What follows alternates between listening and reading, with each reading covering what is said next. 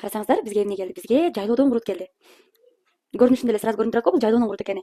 Бул деген бизде кайнатылган курут эмес. Караңыздар. Бул кайнатылган курут эмес. Көлөмүн көрүптүр да. Разница, бул кайнатылган куруттун кичинекейлери, а бул болсо дал ушул куруттун чоңдору.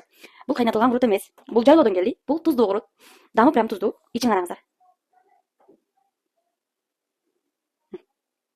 Таза жайлоонун куруту, жайлоонун өзүнөн келген. Дамын көрөбүз, а?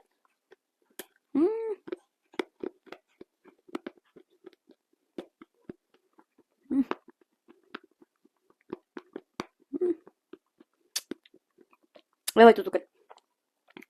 Азыр мен мунун бүтүнүнөн бирөөнү иштеп көрөйүн. Караңыздар, бүтүнү бусундай болчу.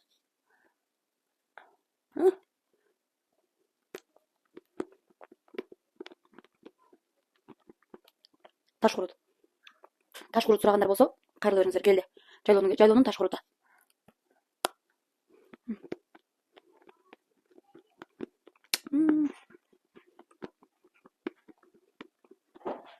Бул таш курут гүлбото, топурак сүйгөндөргө аябай жагат, анткени катуу, анан шунтип кырс этип жегенге туура келет. Караңыздар.